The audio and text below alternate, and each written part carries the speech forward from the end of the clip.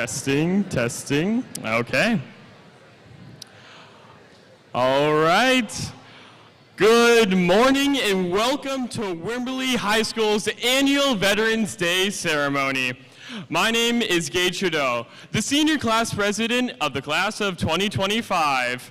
On behalf of the Wimberley ISD Board of Trustees, our administration, our staff, and our students, we all welcome you into our school for this celebration today. Thank you to Mr. Weinbrenner and our wonderful band for the music they have shared with us as we came in. Please give them a round of applause.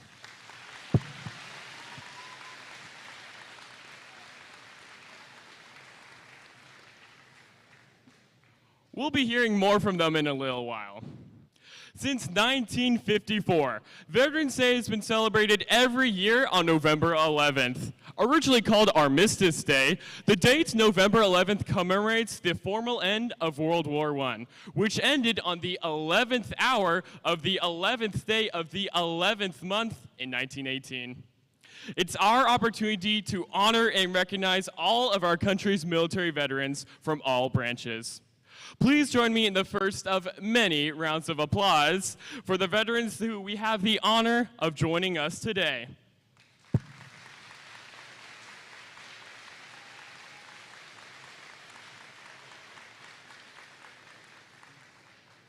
At this moment, I would like to introduce our first guest. He'll be introducing our other honored guests that join us today. Please welcome Wimberley ISD Superintendent, Dr. Greg Bonewald.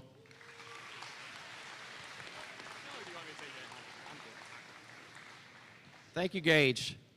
Good morning, students, staff, and Wimberley ISD community members. Thank you for coming together to recognize and celebrate the veterans of our armed forces who have courageously served our country. We have many distinguished guests here today. I am honored to introduce them and ask that you please join me in welcoming them. It is appropriate that we begin with all our veterans in attendance. If you are able, I invite our veterans who are here with us to please stand and be recognized.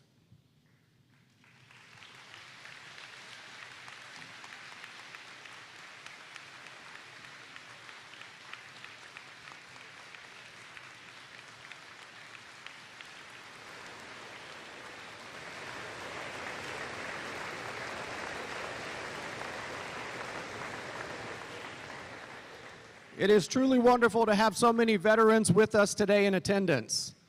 Other distinguished guests we'd like to recognize at this time from our WISD Board of Trustees, Board Secretary Chad Canine.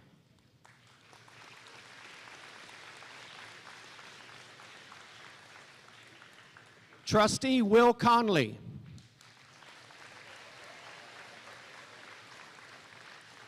Trustee Nathan Cross.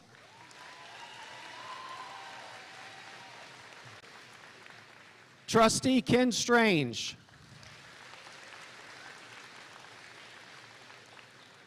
Trustee-elect Lindsay Derringer.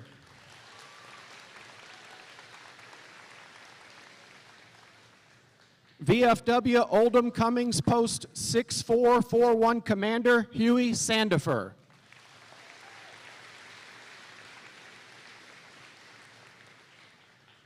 VFW Post 6441 Auxiliary President Jennifer Bravo.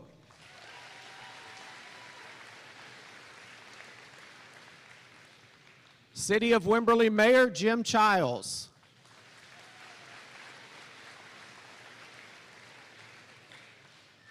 Wood Creek Mayor Jeff Rasco.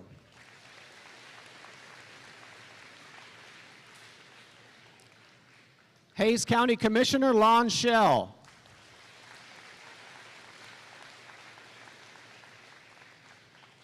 Justice of the Peace Andy Cable.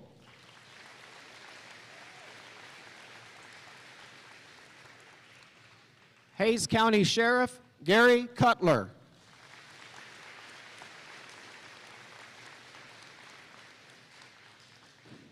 Hayes County Sheriff-elect Anthony Hippolito.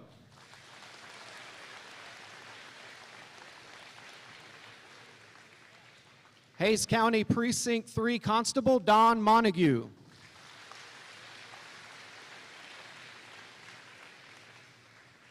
We are also joined today by the Hays County Sheriff's Office Honor Guard.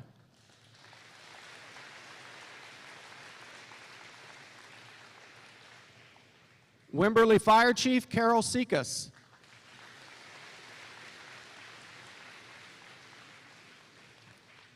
Wimberley Fire Assistant Chief Christopher Robbins.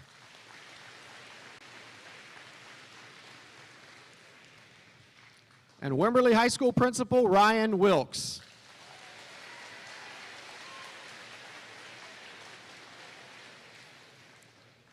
At this time, I invite everyone to stand as the Hays County Sheriff's Office Honor Guard, along with the Wimberley Boy Scouts Troop 127, presents our national and state colors.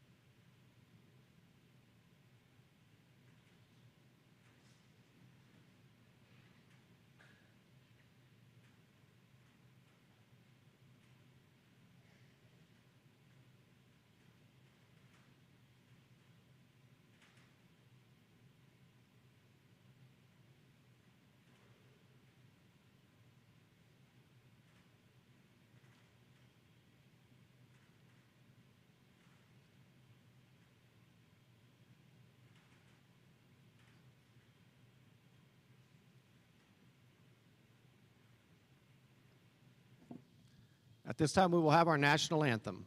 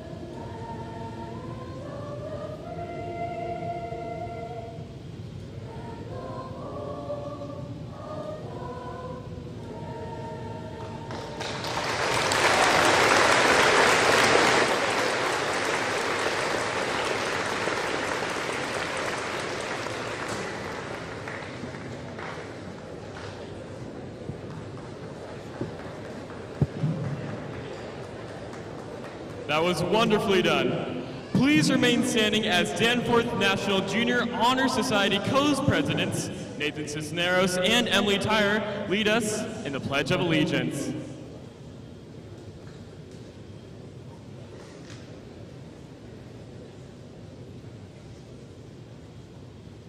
I pledge allegiance to the flag of the United States of America and to the republic for which it stands, one nation, under God, indivisible, with liberty and justice for all.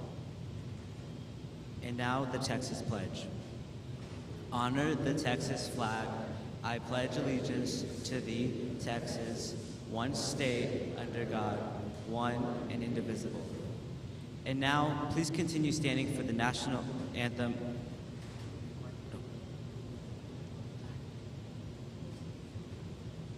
And now, please continue standing for the moment of silence.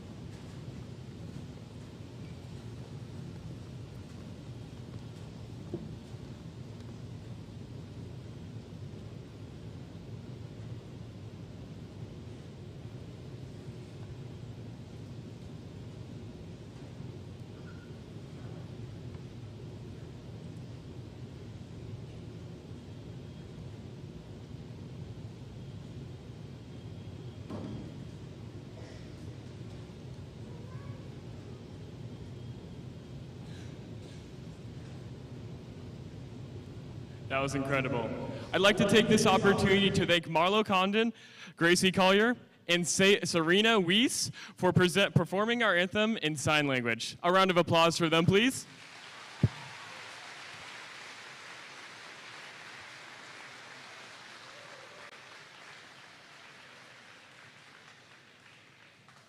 During last year's Veterans Day program, we started the tradition of hearing from our winners from the previous year's Voice of Democracy essay contest, which is hosted by our local VFW post number 6441.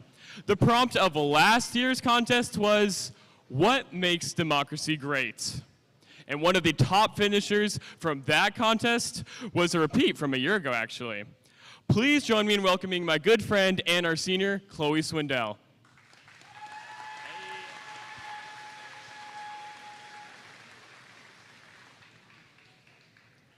On September 17th in 1787, 39 men signed the Constitution of the freshly established United States of America.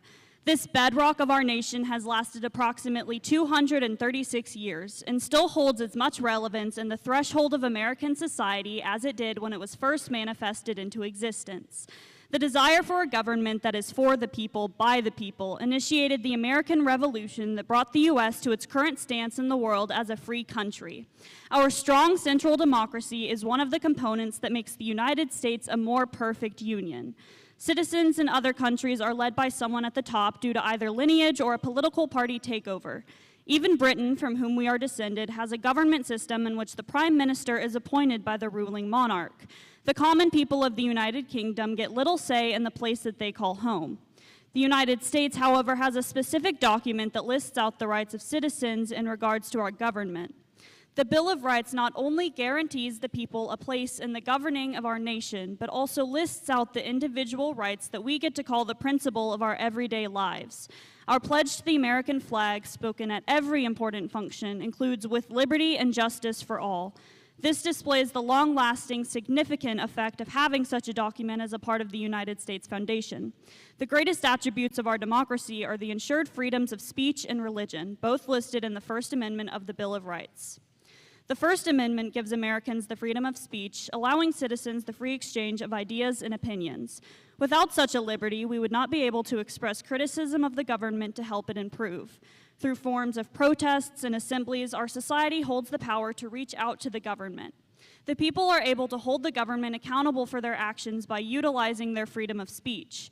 The formation of petitions, which can hold the pressure to sway the minds of government officials, are successful because citizens are allowed to spread their personal beliefs and discuss it with others.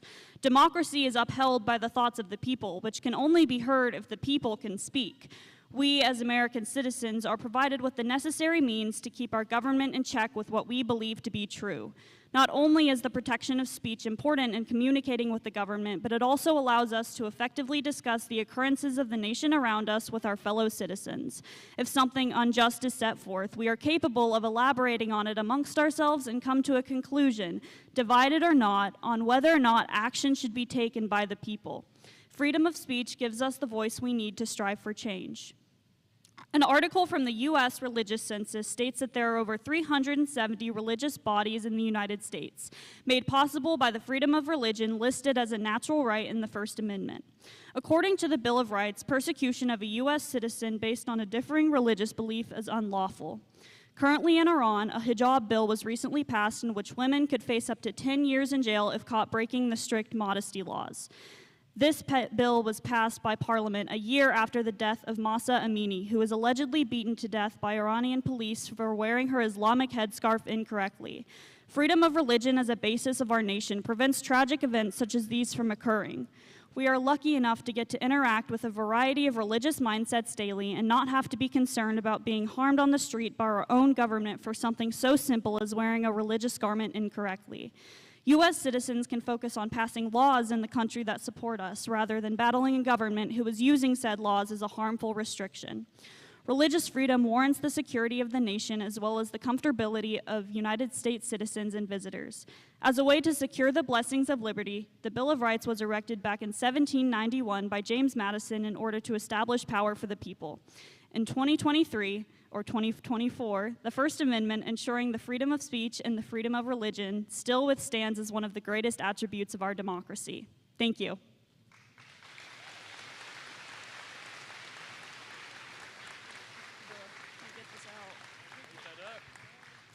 Thank you, Chloe. That was wonderfully done. At this time, our Wimberley Texan Band will now perform the Armed Service Medley. I invite our veterans to stand for recognition when your branch is represented in the song.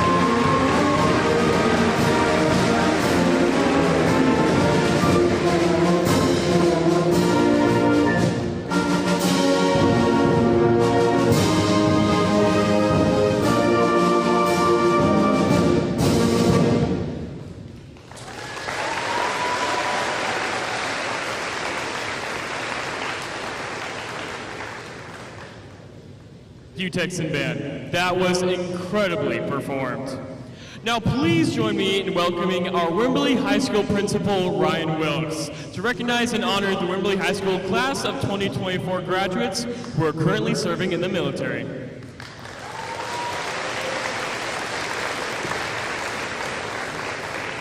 Thank you, Gage. We gather here today not only to honor the brave men and women who have served in the military, but also to pay tribute to our own, the individuals from the class of 2024, who have answered the call to serve our country with unwavering dedication. It takes profound commitment and sacrifice to choose a path of service to protect the values we hold dear. Please join me in recognizing the graduates of 2024 who are now serving in the military. Joel Broderick, Air Force.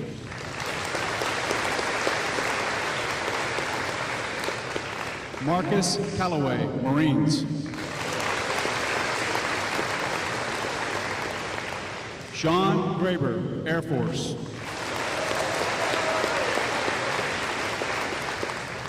Karina Navarro, Army.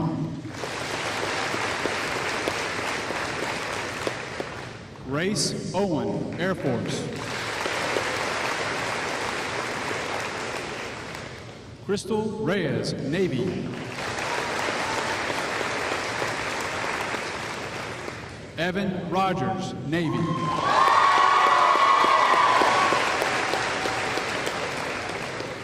Risa Espinoza, U.S. Air Force Academy.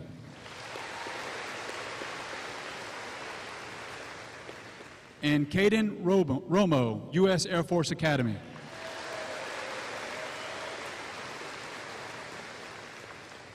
To the class of 2024 members in uniform, we salute you.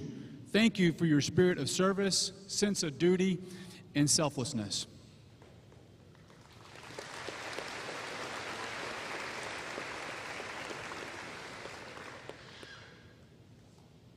Thank you, Mr. Wilkes.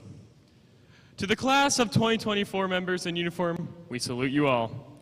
Next, please welcome back to the podium our superintendent, Dr. Greg Bonewald, who will recognize the Wimberley ISD staff members who are veterans.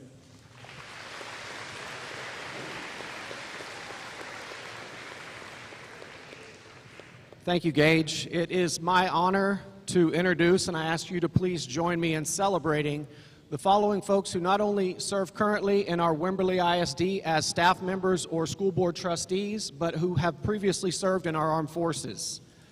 From the U.S. Air Force, Jimmy Lee, Transportation.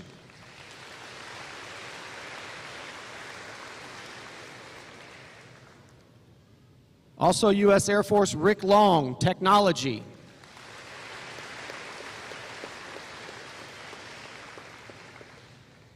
And WISD trustee Ken Strange.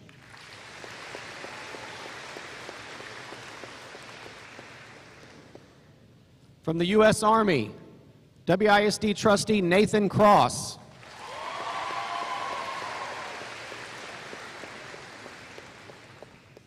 Danforth Junior High School Resource Officer Ashley Martinez.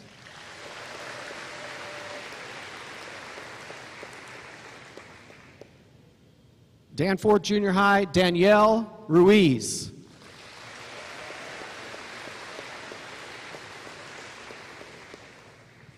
Lewis Titus, Transportation.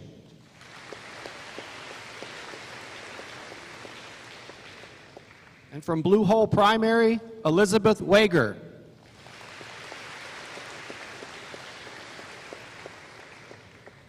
From the U.S. Navy, Jerry Beater, Transportation. From Wimberley High School, William Bo Bowman.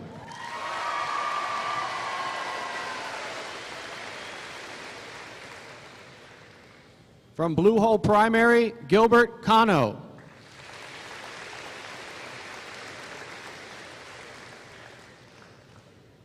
And from Transportation, having served in both the U.S. Navy and the Marine Corps, Hayden Holman.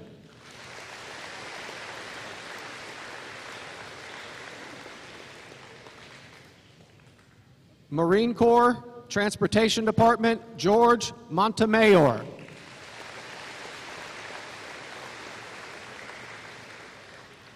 And last but not least, serving in the Marine Corps from Wimberley High School, Yvette Sutton.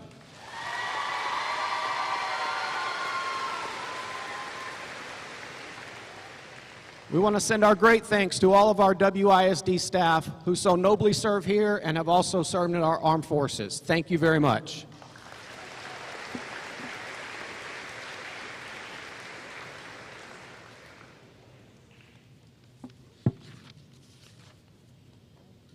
Thank you, Mr. Valentine, and thank you all again to our Wimberley ISD staff members who have served in the military and continue to serve in your current roles in the district. Now, I'm honored to introduce the main speaker of today's ceremony. His name is Zach Hughes. He was born and raised in Fort Worth and is a proud Texan with a heart for service, a strong faith, and a deep love for his country. Inspired to serve his nation after witnessing the events of September 11th during his high school years, he felt a calling to serve his nation. After studying at the University of North Texas and Texas State University, Zach joined the United States Army, where he graduated as valedictorian of his Special Forces selection class and went on to become a Green Beret with the elite 7th Special Forces Group. Over his distinguished military career, Zach deployed to Afghanistan and dedicated himself to the Special Forces mission. Due to injuries and the demands of combat, he took an early medical retirement in 2020. Since leaving active duty, he has continued to lead and inspire, initially as COO of a veteran-focused nonprofit, Elite Meat, and now as he leads the Operators Association, where he and other elite operators mentor the next generation of young men aspiring to serve in the military or advance to the special operations. His mission focuses on preparing these men for success through the same grit, integrity, and resilience that defined his career. He lives in Fort Worth with his wife, who also grew up in their hometown, and their daughter, Lorelei, born on June 6, D-Day, a day significant to the Hughes family legacy, earning her the nickname Baby Normandy. Please join me in welcoming Zach Hughes. Thank you, young man. Good job. I appreciate it.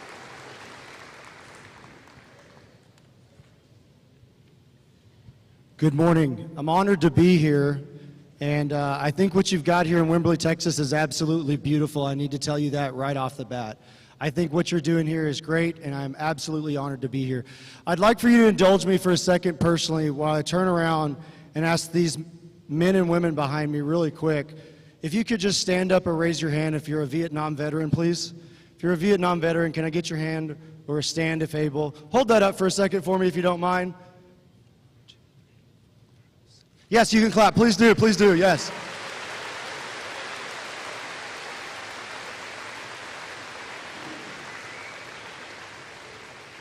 One more thing just to make sure we know the room. What about World War II? Do we have any World War II veterans in the room?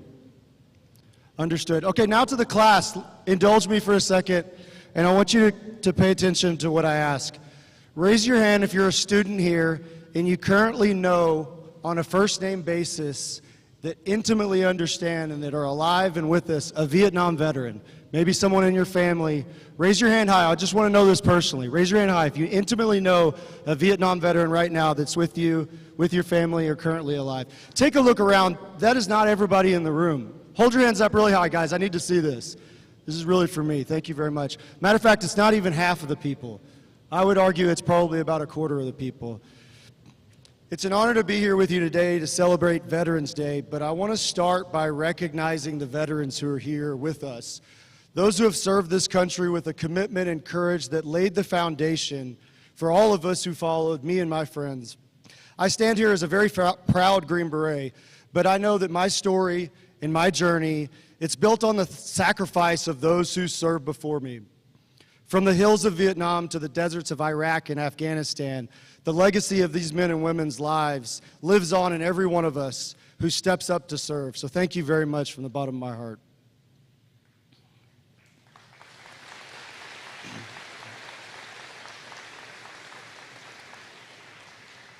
I got the opportunity to be here quite a bit early today to walk around and kind of interact with some people and meet your great principal and a few other people. And I made my way up to the teacher's lounge here and saw some parent volunteers building a beautiful Thanksgiving spread.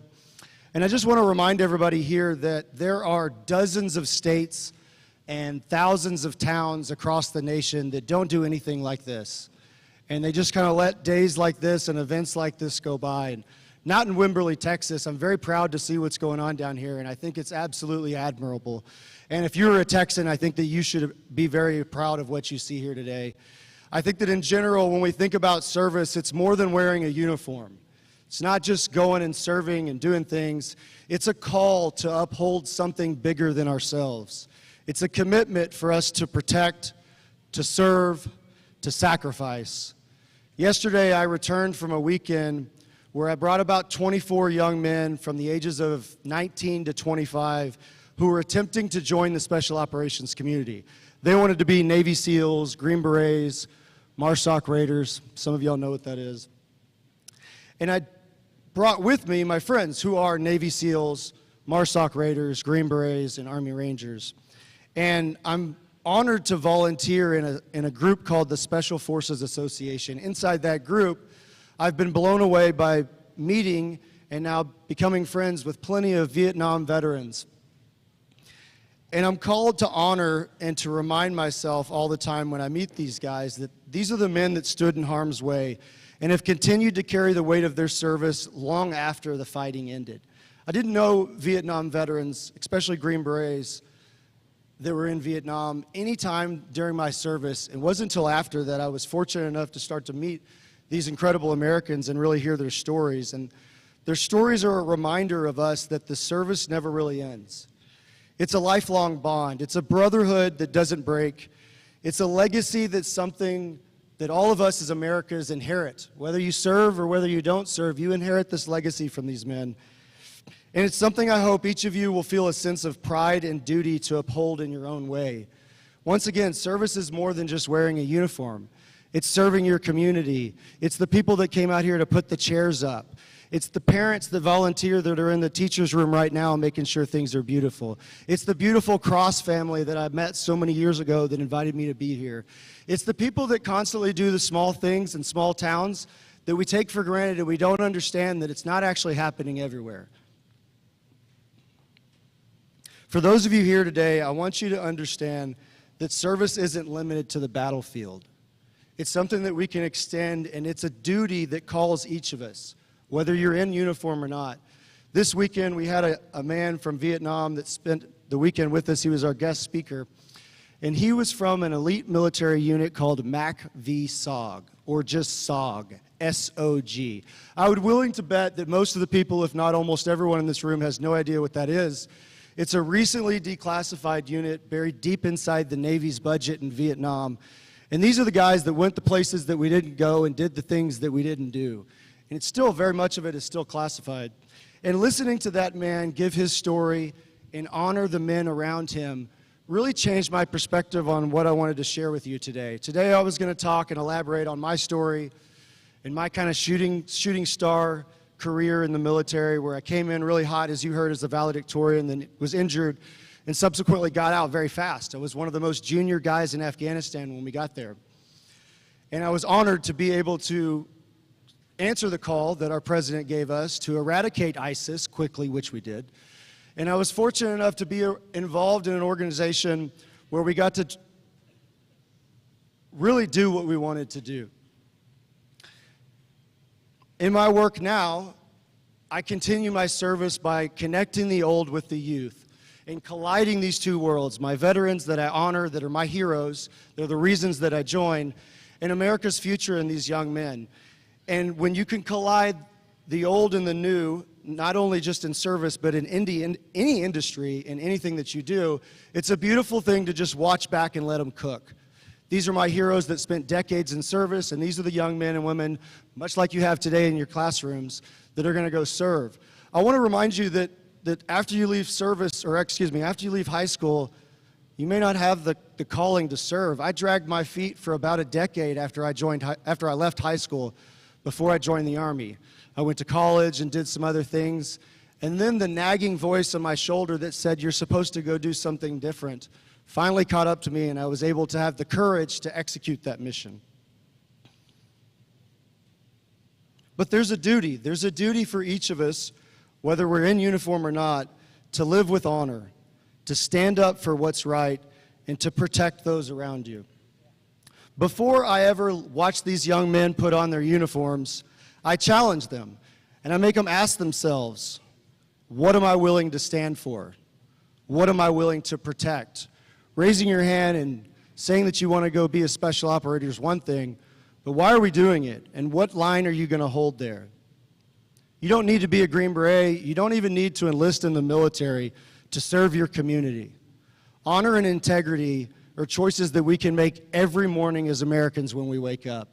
And it bleeds out in this community from the parent teachers to the people that asked the veterans to be here to the families that reached out to bring this thing together. There's a lot of people in the ISD that get paid to do their job, and I guarantee you building this is not part of it. I've been fortunate to witness men who live with purpose. My friends are my heroes. It's been an incredible journey for me. These are veterans who carry the scars of war, but they use those experiences to make the world around them a better place. Purpose is what gives us as humans meaning to the sacrifices that we make. I want to encourage you today to find a purpose in your own life, to ask yourself what you're willing to dedicate yourself to, not just as soldiers, but as husbands, as wives, as leaders in this great republic that we call the United States. You can do that on your time, in your niche, in your arena, like many people around you are doing right now. What kind of world do we want to build? What kind of world do you want to build? What kind of legacy do you want to leave behind? When I was in high school, I wanted to join the military, as you heard, right after 9/11. It took me decades to realize why my economic teacher was weeping at us when he brought the TV in and watched the Twin Towers fall. I couldn't figure it out. And really, how could I? I didn't have the perspective. It took me decades to realize that he was a Vietnam veteran.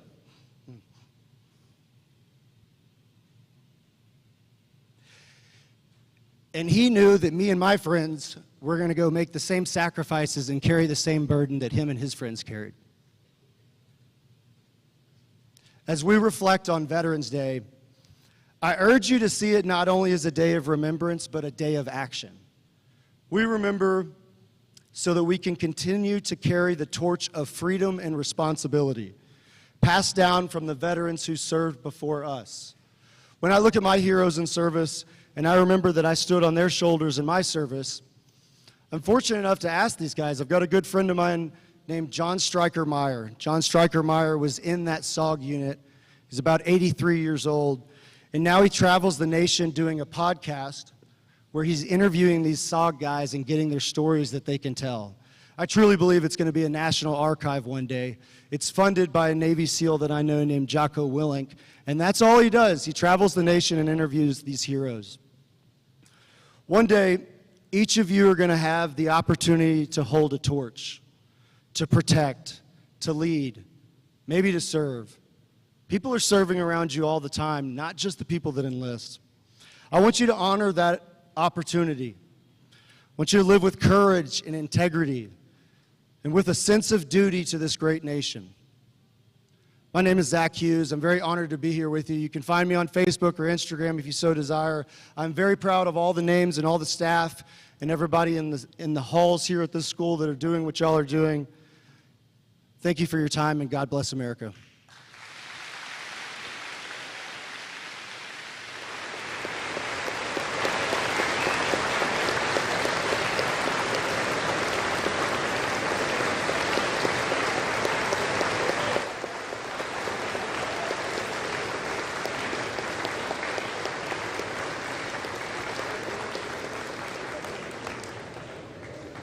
Thank you, Mr. Hughes. It's amazing to hear from someone with your experiences. Thank you for not only your service, but also that inspirational message of resilience while pursuing your own callings. Let's give Mr. Hughes one more round of applause for speaking here today.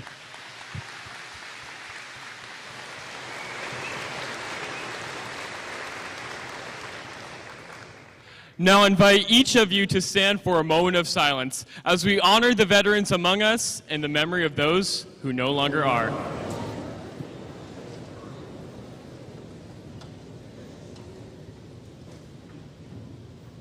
Please remain silent through the playing of taps by senior Juan Lopez Arroyo.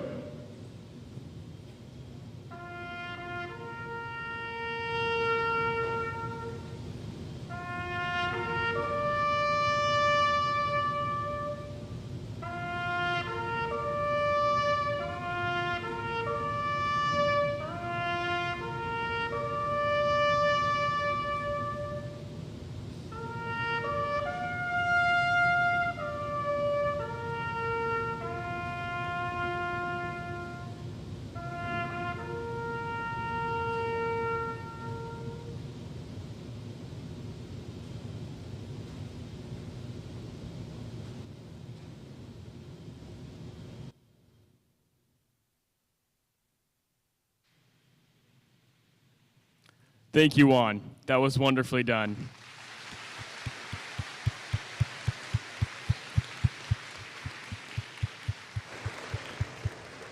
It has been an honor to speak here today. With that, this concludes today's ceremony. Thank you all for your attendance today, especially our honored guests, the military veterans who are with us. Thank you also to our community leaders who joined us this morning. And to my fellow students, thank you for being a respectful audience. And you are now dismissed to your second period.